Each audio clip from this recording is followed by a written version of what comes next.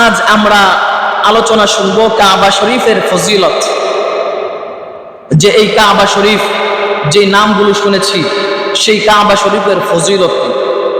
আর তারপরে আল্লাহ তাআলা দৈনিক কাবা শরীফের উপর 120টি রহমত নাজিল করেন। সুবহানাল্লাহ। এই সম্বন্ধে আলোচনা হবে। কাবা শরীফে নামাজ আদায় করলে 1 লক্ষ নামাজ আদায়ের সওয়াব অর্জিত হয়। সুবহানাল্লাহ। ইনশাআল্লাহ এই বিষয়ে এবং কাবা ঘর নির্মাণের সংক্ষিপ্ত ইতিহাস আমরা ইনশাআল্লাহ আজকে শুনব। আমা তৌফিক ইল্লা বিল্লাহ। মুহতারাম হাজিরিন, আমি আপনাদের সামনে কালামুল্লাহ শরীফ থেকে সূরা বাকারার 196 বা সূরাত আলে ইমরানের 96-97 নং আয়াত আপনাদের সামনে আমি তেলাওয়াত করেছি এবং আপনাদের সামনে আমি ইবনে মাজাহ শরীফের 1406 নং হাদিস থেকে, ইবনে মাজাহ শরীফের 1406 নং হাদিসের বর্ণনায় যে হাদিস এসেছে সেই হাদিস আপনাদের সামনে তেলাওয়াত করেছি। এর উপরে ইনশাআল্লাহ আলোচনা করার চেষ্টা করব। আমা তৌফিক ইল্লা বিল্লাহ। যাই হোক, সামনে যেই মাস চলমান রয়েছে, আমরা দেখতে পেরেছি যে আমাদের বাংলাদেশ থেকে প্রথম ফ্লাইট হজ্জের উদ্দেশ্যে অনেক হাজী সাহেবগণ কি করেছেন, কাবাতে উপস্থিত হয়েছেন। কাবা শরীফে ওই জায়গায় লক্ষ লক্ষ লক্ষ লক্ষ মানুষ কি হবে, জমায়েত হবে। কিসের জন্য জমায়েত হবে? আল্লাহ তাআলার সন্তুষ্টি অর্জনের জন্য, নিজের পাপ মোচন করার জন্য ওই জায়গায় কি হবে, জমায়েত হবে। ওই কাবা ঘর এমন একটা প্রাচীন ঘর যেটা হাদিস এবং কোরআন রিসার্চ করলে পাওয়া যায় যে পৃথিবীর মধ্যে সর্বপ্রথম ঘর হলো সেই কাবা ঘর। সুবহানাল্লাহ।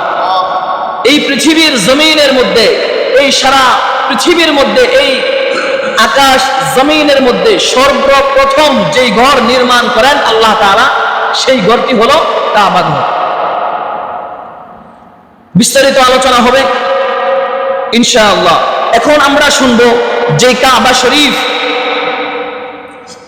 শরীফের যে ফজিলত আছে, সেই ফজিলত সম্বন্ধে আমরা প্রথমে জেনে নিব ইনশাআল্লাহ।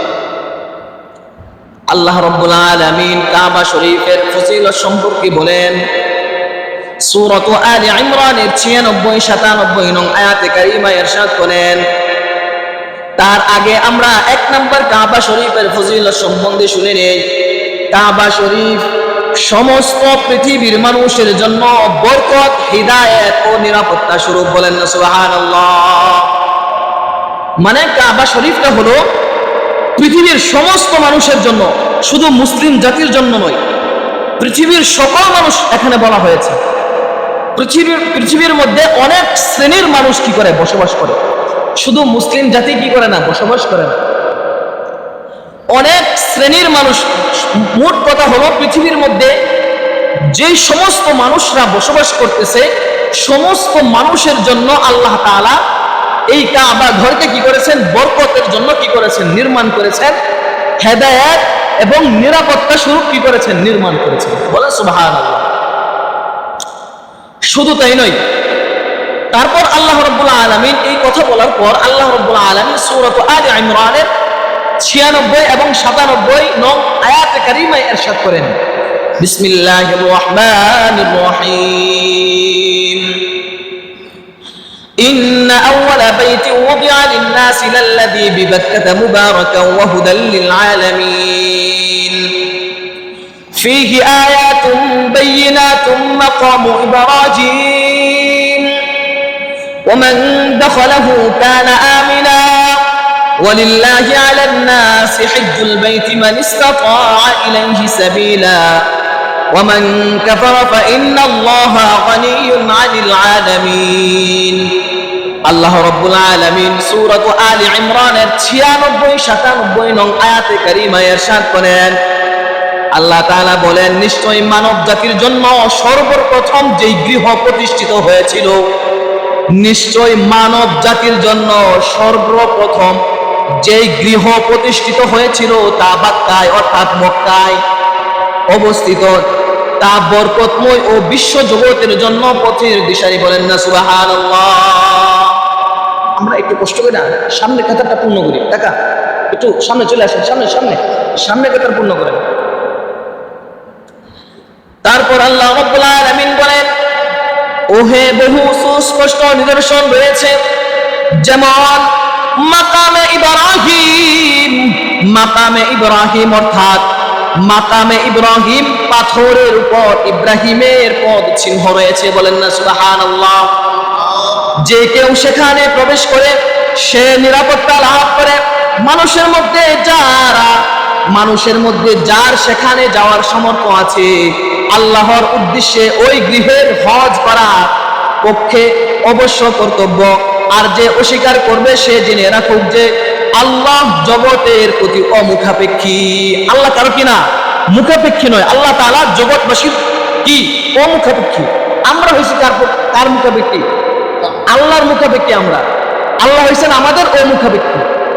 তো এই জন্য আল্লাহ তাআলা বলেন যে এই ইব্রাহিম আলাইহিস সালাম মানে মাকামে ইব্রাহিম বোঝানো হয়েছে। ইব্রাহিম আলাইহিস সালাতু ওয়াস সালাম যখন কাবা উঁচু করেছিলেন তখন হযরত ইব্রাহিম এবং তার সন্তান হযরত ইসমাঈল আলাইহিস সালাতু ওয়াস সালাম কি করেছিলেন? তাদের মাধ্যমে যখন কাবা শরীফ আবার কি হয়, উঁচু হয়, নির্মিত হয়, তখন ইব্রাহিম আলাইহিস সালাতু ওয়াস সালামের পায়ের চিহ্ন কি আছে? পাথরের মধ্যে এখনো চিহ্নটা রয়েছে। যেই চিহ্নটা এখনো পর্যন্ত কি আছে? অবশিষ্ট আছে। যেই পাথরের মধ্যে হযরত ইব্রাহিম আলাইহিস সালাতু ওয়াস সালামের পায়ের চিহ্নটা রয়েছে, সেই পাথরটা হলো জান্নাতি পাথর। বলেন না সুবহানাল্লাহ। সেটা দুনিয়ার পাথর না, সেটা জান্নাতি পাথর। সেই জান্নাতি পাথরটা এখনো কি আছে? মাকামে ইব্রাহিম নামে যেই জায়গাটা আছে, সেই জায়গার মধ্যে এখনো অবস্থিত আছে। যারা হাজী সাহেব তারা কি করে? ওই জায়গায় কি করে? নামাজ পড়ে, দেখে আল্লাহ তাআলার নিদর্শন এবং কুদরতি জিনিসগুলো তারা কি করে? স্বচক্ষে দেখে। শুধু মাকামে ইব্রাহিমের যে পায়ের যে চিহ্নটা রয়েছে, এটা তো জান্নাতি পাথর। তাছাড়া যে হাজরে আসওয়াদ, যেটাকে আমরা বলা হয় কাবা ঘর, যে কাবা ঘরের মধ্যে যে চার কোন বিশিষ্ট যে আমরা কি করি? হাজী সাহেবগণ তাওয়াফ করার পর কি করে? চুমু খায়। যে পাথরটা আছে সেই পাথরটাও হলো কিসের? জান্নাতি পাথর। বলেন না সুবহানাল্লাহ। এই পাথরের মধ্যে আল্লাহ সুবহানাহু ওয়া তাআলা এমন সক্ষমতা দিয়েছেন যে বান্দার সমস্ত গুনাহগুলো সে চুষে ফেলে। সুবহানাল্লাহ। এই পাথরটা কি করতে পারে? বান্দার যত গুনাহ আছে, আদম সন্তানের যত গুনাহ আছে, সমস্ত গুনাহগুলো কি করে? এই পাথরটা কি করে? খেয়ে ফেলে। সুবহানাল্লাহ। তো এই ঘরে যাওয়ার ইচ্ছা আছে তো ইনশাআল্লাহ? আল্লাহ তাআলা সকলকে যাওয়ার তৌফিক দান করুন, আমিন। যারা গিয়েছে আল্লাহ তাআলা তাদেরকে বারবার যাওয়ার তৌফিক দান করুন, আমিন। তো এটাই বলা হয়েছে, আল্লাহ তাআলা সূরা আলে ইমরানের 96-97 নং আয়াতে কারিমায় এটাই বলেন যে এখানে কি আছে? মাকামে ইব্রাহিম, পাথরের উপর ইব্রাহিমের পদচিহ্ন আছে। তাছাড়া তাফসীর করতে গেলে লম্বা সময়ের প্রয়োজন, আলোচনা অনেক লম্বা। যাই হোক, তারপর ফজিলত একটা শুনলাম, দ্বিতীয় ফজিলত শুনি। দ্বিতীয় ফজিলত কি? দ্বিতীয় ফজিলত হলো হাদিস শরীফের মধ্যে সহিহ বুখারীর 1189 নং হাদিসের বর্ণনায় এসেছে। সহিহ বুখারী কোন কিতাব? বুখারী শরীফ। কোন কিতাব? বুখারী শরীফের 1189 নং হাদিসের বর্ণনায় এসেছে। হযরত আবু হুরায়রা থেকে বর্ণিত। হযরত আবু হুরায়রা রাদিয়াল্লাহু তাআলা আনহু বলেন, নবী করিম সাল্লাল্লাহু আলাইহি ওয়াসাল্লাম হতে বর্ণনা করেন, আল্লাহর হাবিব সাল্লাল্লাহু আলাইহি ওয়াসাল্লাম যখন এই হাদিস তেলাওয়াত করতেছিলেন এবং বর্ণনা করতেছিলেন, ওই দরসের মধ্যে বিখ্যাত সাহাবী হযরত আবু হুরায়রা রাদিয়াল্লাহু তাআলা আনহু কি ছিলেন? উপস্থিত ছিলেন। কে সে? ওই আবু হুরায়রা। হাদিসের কিতাবের মধ্যে পৃষ্ঠায় পৃষ্ঠায় হযরত আবু হুরায়রা রাদিয়াল্লাহু তাআলা আনহুর হাদিস বর্ণিত আছে। বলেন না সুবহানাল্লাহ। সে এমন একজন মাকবুল সাহাবী যা আল্লাহর পয়গম্বর সাল্লাল্লাহু আলাইহি ওয়াসাল্লামের খেদমত করতে করতে এসে এত সান্নিধ্য লাভ করতে পেরেছে। সুবহানাল্লাহ। এই জন্য হযরত আবু হুরায়রা রাদিয়াল্লাহু তাআলা আনহু ওই দরসের মধ্যে ছিলেন। আবু হুরায়রা রাদিয়াল্লাহু তাআলা আনহু বলেন যে আল্লাহর হাবিব সাল্লাল্লাহু আলাইহি ওয়াসাল্লাম বলতেছিলেন, তখন আমি শ্রবণ করতেছিলাম। আল্লাহর হাবিব সাল্লাল্লাহু আলাইহি ওয়াসাল্লাম বলেন, মসজিদুল হারাম, মসজিদুল হারাম, ভালো করে শুনবেন, মসজিদুল হারাম, তারপর মসজিদে রাসূল সাল্লাল্লাহু আলাইহি ওয়াসাল্লাম কোন মসজিদে রাসূল, মসজিদুল আকসা অর্থাৎ বাইতুল মাকদিস, তিনটি মসজিদ ব্যতীত অন্য কোন মসজিদে নামাজের উদ্দেশ্যে সওয়াবের আশায় যাওয়া সফর করা যাবে না। অর্থাৎ এখানে বোঝানো হয়েছে মসজিদুল হারাম, মসজিদে নববী, বাইতুল মাকদিস, এই তিনটা মসজিদ সফর করা যাবে। এই তিন মসজিদ ব্যতীত বিশ্বের যে সমস্ত মসজিদগুলো আছে নামাজের উদ্দেশ্যে এবং সফর করার উদ্দেশ্যে যাওয়া যাবে না। অর্থাৎ এই পৃথিবীর মধ্যে এই তিনটা মসজিদে কি আছে, এই তিন মসজিদের মধ্যে কি করতে পারবো আমরা? সফর করতে পারবো এবং কি করতে পারবো? নামাজের উদ্দেশ্যে বা সফর করার উদ্দেশ্যে বা দেখার উদ্দেশ্যে আমরা কি করতে পারবো? এই তিনটা মসজিদ দেখার বৈধতা ইসলাম কি করেছেন? দিয়েছেন।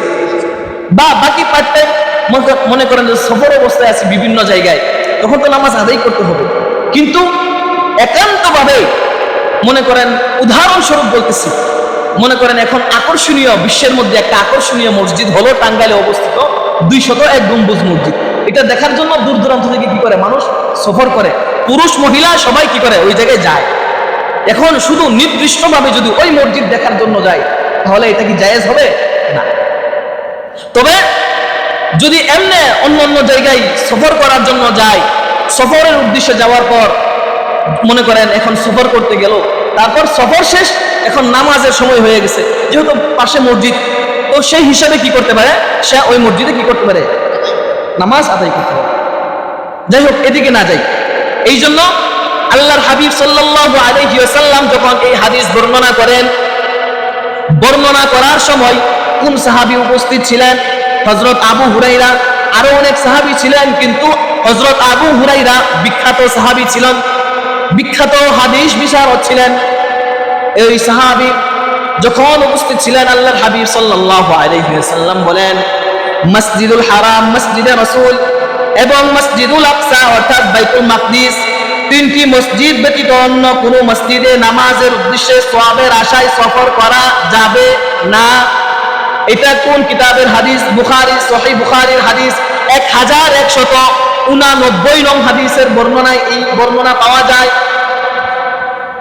এখন বুঝতে পারছেন তো? তাহলে ফজিলত আমরা কি করলাম? পায়া গেলাম।